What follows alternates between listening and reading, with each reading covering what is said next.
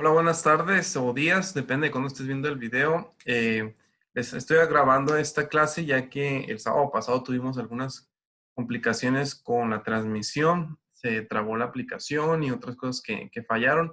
Así que, de hecho, se borró también la parte donde estábamos escribiendo sobre la guía número 3. Así que este video es para llenar de nuevo la guía número 3 en caso de que alguna información se te haya pasado y también para explicar el final del tema. Entonces, comenzamos con lo que era los estados financieros reexpresados y hablábamos de toda la consecuencia de la inflación que conlleva a tener que reexpresar, ¿no? La información que estamos llevando en la contabilidad.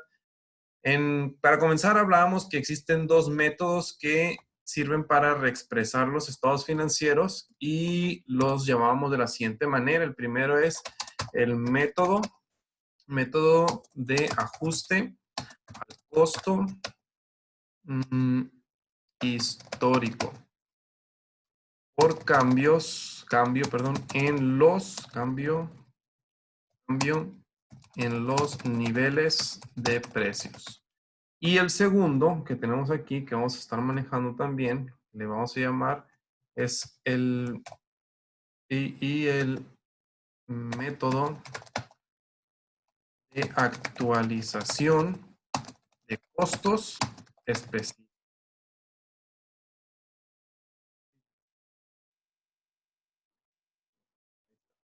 Tenemos estos dos métodos. Y bueno, eh, en clase comentábamos cuáles eran las características, así que por la capacidad del video solamente me voy a enfocar a decir algunas cosas acerca de cada uno de esos temas.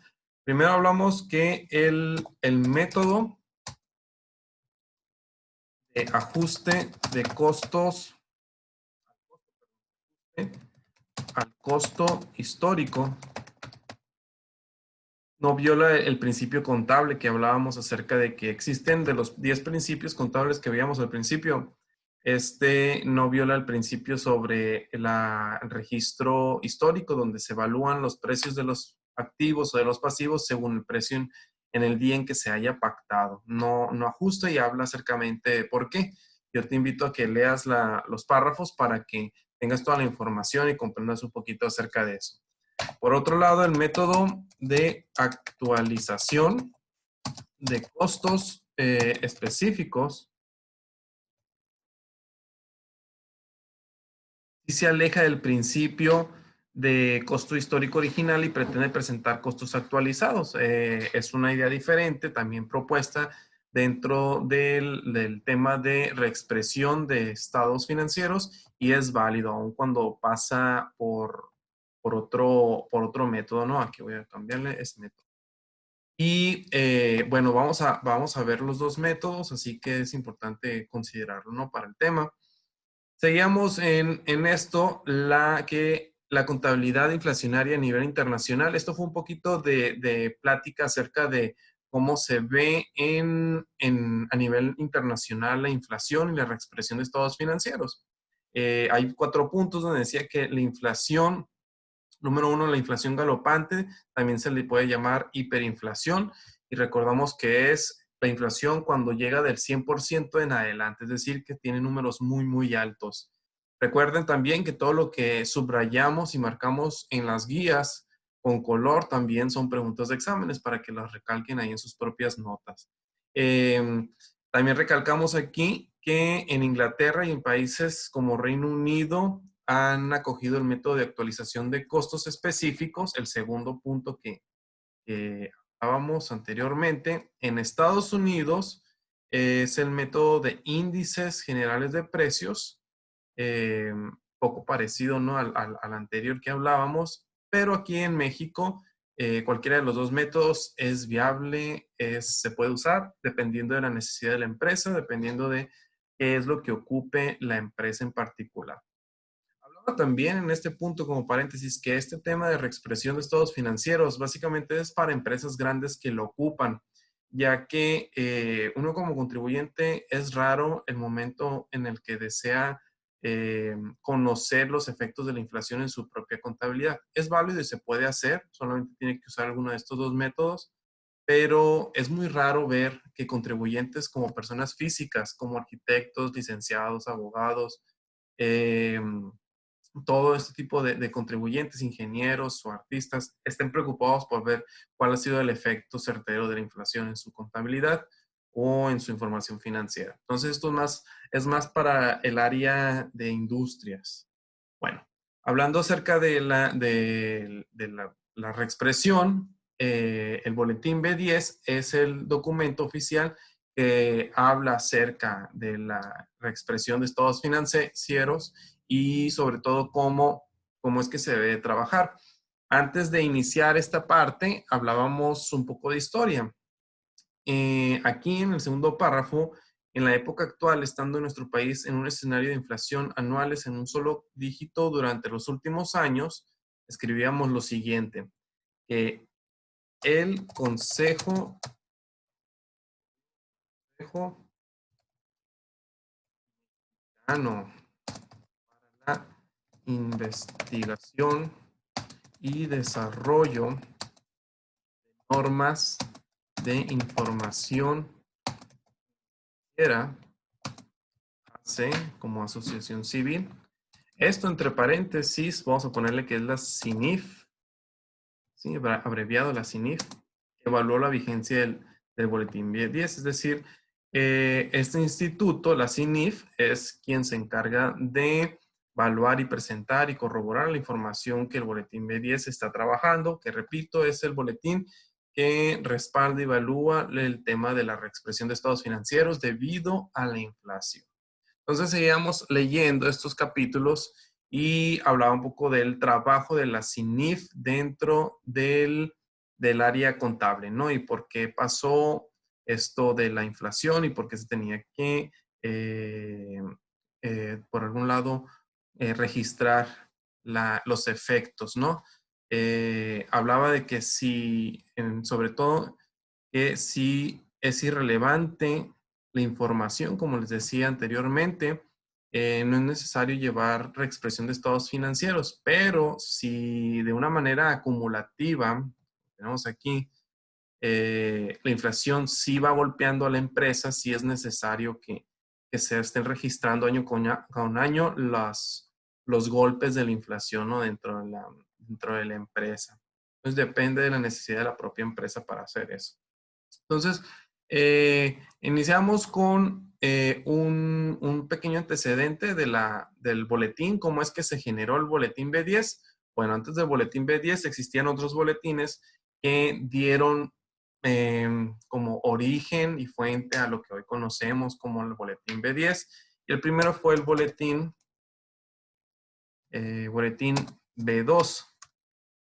Este boletín fue desarrollado en 1970.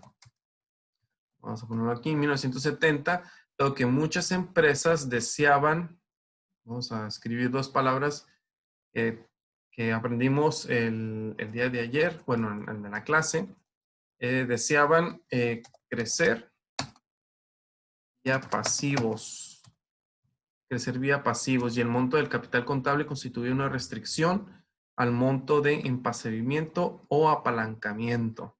Entonces estábamos aprendiendo esa nueva palabra en el tema que es el origen de la inflación dentro de México. Es decir, muchas empresas en 1970 comenzaron a abrirse, pero porque se empezaron a abrir de una manera peligrosa, es con el empasivamiento o el apalancamiento. Básicamente esto es usar, vamos a poner aquí, usar endeudamiento para financiar, ¿sí? Una operación. Esto lo ejemplifica de la siguiente manera. Todos sabemos que una empresa está formada por tres partes importantes: activo, pasivo y capital, ¿no? Lo tenemos aquí. Por lo regular, el activo pues son todos los bienes y derechos de una empresa que va a usar para hacer su giro. El pasivo son las deudas y obligaciones de la empresa para poder conseguir recursos, ¿no? Y el capital, pues es lo que forma, cómo se proporcionó el negocio, si fue dinero de parte de los socios, si se entregó maquinaria, si es recurso tecnológico o conocimiento intelectual, lo que sea, pero para entregarse a la empresa. No es como el patrimonio, eso que tiene la empresa como derecho para poder usar y se refleja en el propio activo. Es decir, puede dar una persona 20,000 pesos como patrimonio y son 20,000 pesos en el activo en bancos. O puede dar un carro que vale 80,000 y es un activo de tipo de transporte que vale 80,000. Por lo regular, las empresas así se desarrollan. Hay ciertas personas que aportan el capital. A veces es necesario endeudarse con cierto crédito o ciertos documentos para poder tener más activos y, en fin, el activo se forma por lo que es el pasivo más el capital, ¿no? Como dice la fórmula general.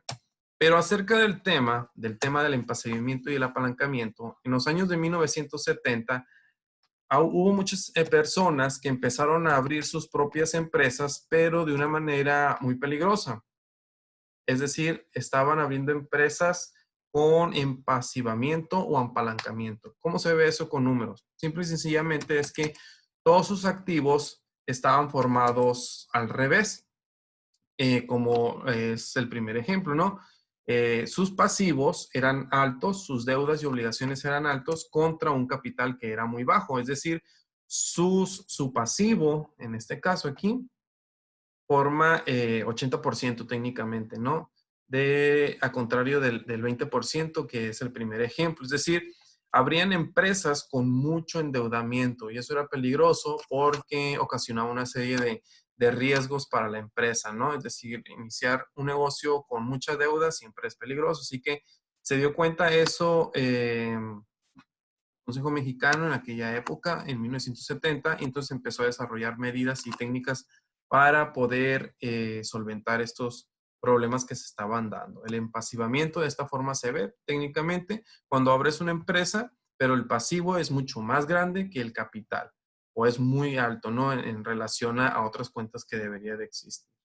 Lo que estábamos hablando y por eso es que se dio por primer paso el boletín B2, porque en 1970 muchas empresas abrieron con forma de pasivo en lugar de, como regularmente se hace, con un capital estable, alto y manejable, ¿no? Para los demás. Bueno, después de eso hablábamos que pasó el tiempo y se desarrolló el boletín B5, que le siguió al B2. El B5 se desarrolló en 1976 y esto fue técnicamente, hablábamos aquí, eh, se usó o se desarrolló por la pérdida cambiaria y se asociará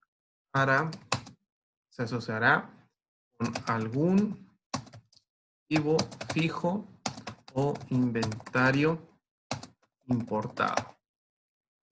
Bueno, ¿qué estamos hablando aquí? Es decir, en 1976, la devaluación, esa es clave ahí de lo que está pasando en este año, fue algo que golpeó a las empresas y bueno, querían saber si esa devaluación iba a afectar a valores de los activos y de los pasivos dentro de la empresa. Entonces, tenían que saber a qué se asociaba, ¿no? Si al activo fijo, al inventario importado y todo este tipo de movimientos, de operaciones que necesitaban desarrollarse. Entonces, es necesario en ese año, en 1976, saber cómo es que afectaba la devaluación en las empresas y se brincó de un nivel interno de empasivamiento con el B2 a algo internacional con las devaluaciones y la importación de mercancías al boletín B5.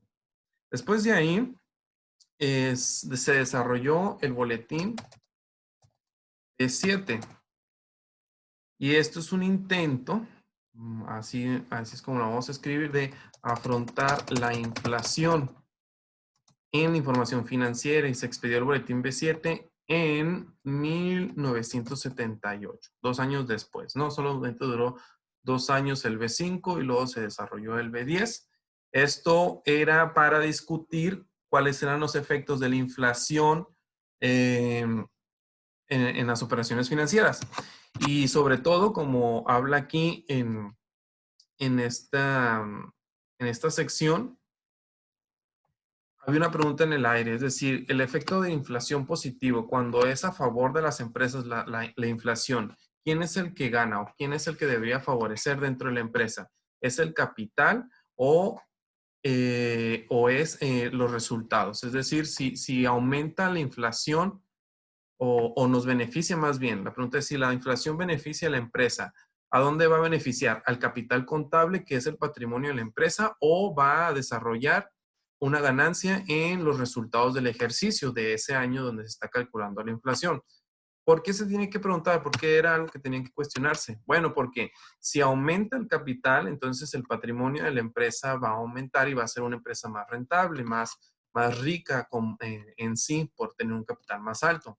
Pero si aumentan los resultados, la utilidad específicamente, entonces por tener más utilidad habría que pagar más impuestos o tendríamos que rendir otras cuentas u otras obligaciones que están tomadas de la mano de la propia utilidad. Entonces, había empresas donde no querían pagar más utilidad por la inflación y había empresas que querían llevar ese rendimiento o ganancia al propio capital contable porque lo veían de esa manera justa. Todavía es un tema que está en la mesa y es un tema muy interesante para platicar, pero desde entonces pues está la pregunta en la mesa, ¿no? De que a dónde se afronta la inflación, si es algún tema que se tiene que llevar al capital contable o al estado de resultados.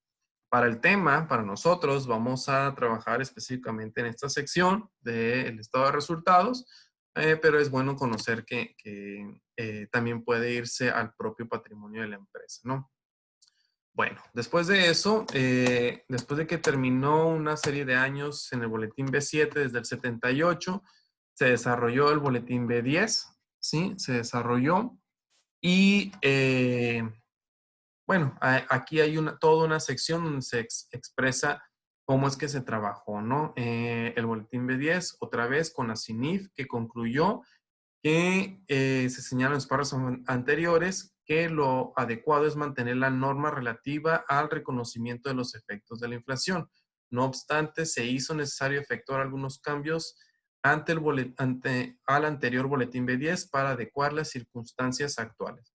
Es un tema que todavía se está actualizando. El boletín B10 todavía tiene reexpresiones también, sus actualizaciones, pero se va directo al tema de que si es parte del capital o es parte de los resultados, ¿no? De la empresa. Les pido que lean esta información porque es parte importante de conocer la historia del boletín B10 y bueno, hasta aquí vamos a dejar esta sección del boletín B10 que es parte importante del tema, ¿no? Boletín B10 es el fundamento para la reexpresión de los estados financieros. Entonces, estábamos hablando también, siguiendo con el temario, iniciando ya de manera práctica, estábamos conociendo algunos conceptos importantes para empezar a reexpresar estados financieros. El primer concepto que teníamos que conocer aquí es el entorno económico. Y entorno económico, pues es donde opera, ¿no? Opera la entidad, dónde está la empresa, la entidad, el contribuyente. Ese es el entorno económico y se divide en dos. Uno inflacionario, como lo que tenemos aquí. Voy a seleccionar una mala palabra. Y otro no inflacionario. Es decir, un entorno económico inflacionario es aquel que es afectado por el tipo de cambio, tasas de interés, salarios y precios, y estos influyen para que se tengan que reexpresar los estados financieros. Cuando una empresa trabaja en un entorno económico inflacionario, donde trabaja con el tipo de cambio, tasa de interés, salarios y precios, es importante que se reexpresen los estados financieros porque estos temas son pues es muy común que estos temas sean los que influyen en la inflación del entorno económico, ¿no? Del que se está hablando. Es México uno de los grandes ejemplos. Trabajamos con estos temas diariamente. Es algo muy común y por lo tanto la inflación es parte de lo que debe considerarse en la contabilidad. Un entorno económico no inflacionario es aquel donde no es afectado o no es no es muy relevante el tipo de cambio, la tasa de interés, salarios o precios y por lo tanto no tiene la obligación, por así decirlo, o la relevancia para poder trabajar en la reexpresión de estados financieros. No es el caso de México. México obviamente se encuentra aquí, como lo hemos visto anteriormente. Hay mucha información que nos obliga, nos empuja a reexpresar nuestros estados financieros debido a la propia inflación. Otro concepto que conocíamos, estábamos aprendiendo, es la propia inflación, lo que tenemos aquí. Y aquí estaba hablando acerca de diferenciar lo que es la inflación. La inflación es incremento generalizado y sostenido de un nivel de precios de la canasta de bienes y servicios. ¿Sí? Así es eso la inflación. ¿Y qué provoca? Es algo diferente, pero está dentro del mismo concepto. Provoca una pérdida del poder inflacionario. Si yo te pregunto qué es la inflación, tú no me puedes decir provoca una pérdida o es la pérdida del poder adquisitivo. No es eso, sino que es el efecto de inflación. Solo para estar en la misma página. Una cosa es qué es, y la inflación como tal, la palabra te lo puedes imaginar, es incremento generalizado de precios. ¿Y qué provoca ese incremento? Pues bueno, la pérdida del poder adquisitivo. Si en una pregunta tú ves que dice qué es la inflación y quieres poner qué es la pérdida del poder adquisitivo, no está correctamente definido porque también hay otras razones o causas o otras operaciones que pueden ocasionar una pérdida del poder adquisitivo. Entonces, para diferenciar esas dos cosas, no más.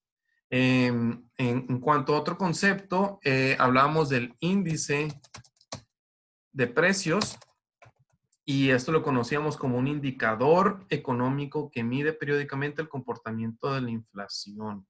Es importante que lo conozcan. Un indicador económico que mide precisamente cómo va fluctuando la inflación dentro de México. Y para eso conocíamos dos conceptos que se usan para medir la inflación. Uno es el INPC, que aquí tenemos como Índice Nacional de Precios al Consumidor, y los otros, hablando en cuestión de inversiones, son las UDIs. Las UDIs también son una unidad de medida para poder como monitorear la inflación dentro de estas operaciones de inversión. Así que hay dos unidades que nos ayudan a medir la inflación como índices de precio y uno son la INPC y los otros son las UDIs. Sí, lo que tenemos aquí. El siguiente concepto que veíamos es lo que tenemos aquí son las partidas monetarias. Las partidas monetarias son aquellas que se encuentran expresadas en unidades monetarias nominales sin tener relación con precios futuros de determinados bienes y servicios. Su valor nominal no cambia. Lo voy a poner más abajo, esto para que se vea bien. Su valor nominal no cambia. Esta es otra característica de ahí. Por los efectos de la inflación, ¿sí? Estos no cambian porque aumenten o baje la inflación dentro del país. Entonces, son partidas monetarias como el dinero, los derechos de recibir y las obligaciones de pagar dinero. Todas las cuentas donde sea afectable el dinero por su flujo, entonces no son partidas monetarias y por lo tanto no son afectadas por la inflación. Cuentas como cuáles, caja, bancos, clientes, ¿qué otras? Documentos por cobrar, documentos por pagar, todos esos derechos por recibir dinero o nuestra obligación de pagar dinero como proveedores o acreedores no son parte de las cuentas que vamos a reexpresar, por eso son partidas monetarias. Entonces, por otro lado, existen las partidas no monetarias y esas sí son las que se van a reexpresar porque son afectadas por la inflación. Dice, son aquellas cuyo valor nominal varía de acuerdo con el comportamiento de la inflación. Entonces, varían conforme o dependiendo del comportamiento de la inflación, motivo por el cual, derivado de dicha inflación, no tienen un deterioro de su valor. Estas pueden ser activos, pasivos, capital o patrimonio contable. Es lo que les comentaba, hay una lista que les voy a pasar por su grupo de WhatsApp y van a ver cuáles partidas son monetarias y cuáles no son monetarias, de las cuales pues tienen que saber identificar y utilizar ese listado para saber cómo van a proceder en la reexpresión del estado financiero.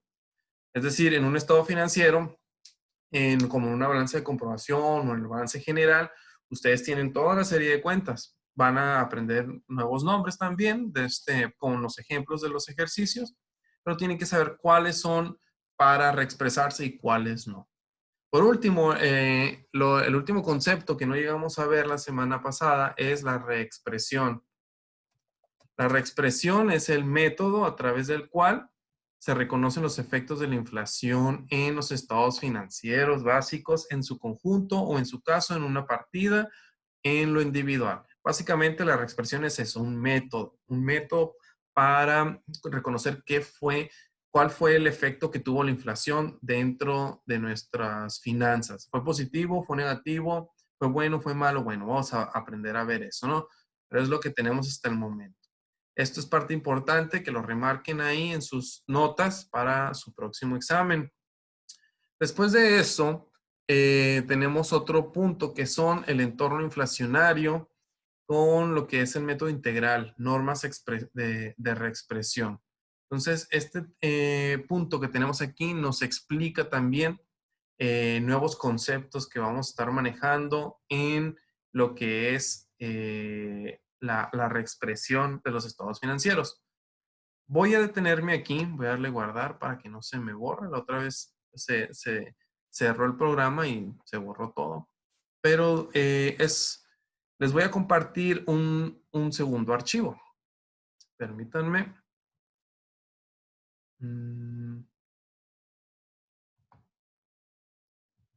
Por aquí. Hablando acerca de las partidas monetarias y no monetarias, este archivo es algo que les voy a enviar y van a tener ahí en el portal o también en su propia, en el propio grupo de WhatsApp.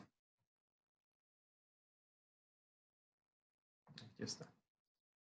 Este es un listado de las partidas monetarias y no monetarias. Es un trabajo que lo hizo el señor Héctor Marín Ruiz. No es un trabajo personal, lo pueden encontrar de hecho en Google, esta información. Y este colaborador nos presenta la diferencia y la clasificación de las partidas monetarias y no monetarias. Como hablábamos anteriormente, las partidas monetarias son las que no son afectadas por la variación de la inflación, pero las no monetarias sí son afectadas por la inflación, ya sea positiva o negativa. Entonces tenemos un listado de cuentas de activo, otro listado de cuentas de pasivo y al final otro listado de cuentas de capital, bastante corto también, donde simplemente nos muestra si es partida monetaria o no monetaria. Tenemos caja, bancos con moneda nacional, es decir, bancos dentro de México, es una partida monetaria. Caja y bancos con moneda extranjera, dólares, yenes, euros, lo que sea, también es una partida monetaria. Depósitos a plazo también son partidas monetarias, cuentas de cheques. Te va mostrando todas las cuentas monetarias, las partidas monetarias que no son afectadas por la inflación. Después tenemos un primer concepto dentro de las no monetarias que es la inversión de acciones. Este concepto de inversiones es lo que hablábamos anteriormente con los dos elementos con los cuales puedes desarrollar la reexpresión. Con los índices de precios, el concepto que estábamos hablando hace unos minutos atrás, tiene dos elementos o dos conceptos con los cuales pueden reexpresarse las unidades, ya sean por los INPC o por las UDIs. Aquí es donde entran las UDIs por ser inversiones de acciones. También otras cuentas que son no monetarias están la obligación de convertibles, obligaciones convertibles, acciones preferentes a conversiones. Tenemos más abajo como el almacén, a tránsito, en proceso, consignación. La mercancía también es afectada por la inflación, por todo lo que hemos visto de los cambios de precio, cómo se alza la canasta básica y cómo las mercancías y todos estos artículos son afectados por la propia variación, ¿no?, de los precios. Obviamente, pues es lógico pensar, ¿no?, que la inflación, si aumenta los precios en general, pues también va a afectar los precios de nuestra propia mercancía. Eh, Tenemos también, aquí hay uno que dice comprometidos con contratos con precios modificables. Estos no son afectables para la inflación, pero sí los que son comprometidos con precios no modificables, porque de alguna manera estas mercancías pueden ser golpeadas por la inflación, ¿no?, de la que estamos hablando. Hay otros servicios como servicios de renta de seguros, intereses pagados por anticipado, esos intereses que nosotros damos el dinero con tiempo para recibir ciertos servicios, o porque se recibimos servicios y tuvimos que pagar intereses, pues los pagamos de antemano, pues también son afectados, ¿no?, dentro de la inflación. Precios garantizados son afectados por la inflación. Hay otras tres cuentas que son cuentas por cobrar, cuentas a largo plazo, cuentas por cobrar de asociación y subsidios. Entonces, estas no son cuentas que se afectan por la inflación porque son monetarias. Recuerden, las partidas monetarias no se afectan por la inflación y las partidas no monetarias sí se afectan. Es como tratar de decir las que no son monetarias sí se afectan. ¿Sí? Los que dicen no, sí se afectan. Entonces, también lo mismo para pasivos, ¿no? Aquí muestran, por ejemplo, aquí una cuenta que es método de pasivo o diferido. Las de pasivo sí se pueden considerar como monetarias porque es proveedores, acreedores, documentos por pagar. Recuerden ese concepto que decía que era todo lo que se refiere a dinero o el derecho, la obligación de pagar una cuenta, ¿no? El diferido, pues son esas cuentas que también es una obligación, un derecho de pagar dinero, obviamente, pero se difiere, se lleva a plazos largos para pagarse en un futuro, ¿no? Y por lo tanto, si una cuenta brinca de un año a otro, la inflación tiene que jugar un papel, ¿no?, dentro de esa deuda. Otra cuenta no monetaria dentro del pasivo son los precios garantizados, como lo que había aquí, ¿no?, de precios garantizados en el activo. Intereses cobrados por anticipado también son afectados por la inflación porque son no monetarias y bueno, van a encontrar varios ejemplos aquí. Esta hoja se las voy a compartir, va a estar en el portal, en novedades, creo yo, o en la sección de tareas junto con la tarea. La tarea es muy sencilla, la verdad. La primera tarea de este tema es identificar las cuentas. Van a tener en Excel una lista de cuentas que son técnicamente las que están aquí y ustedes simplemente le tienen que anotar si son partidas monetarias o no monetarias. Para eso van a tener el archivo y la idea es que estén viendo y seleccionando si es una partida monetaria, no monetaria, monetaria, no monetaria y así, muy sencillo, ¿no?, de elegir qué tipo de partida es cada una de las cuentas. ¿Cuál es el objetivo? Bueno, que se vayan familiarizando con estas cuentas, que vayan entendiendo y pensando por qué es cada una de estas, ¿no?, las cuentas que están aquí y se les haga familiar todo este tipo de conceptos. Entonces, voy a tener hasta aquí este primer video donde explico los conceptos y algunas ideas acerca de la inflación para que en el siguiente video hablemos de la forma práctica de cómo desarrollar ya la reexpresión de algunas cuentas. Así que les espero en el siguiente video para continuar con la clase.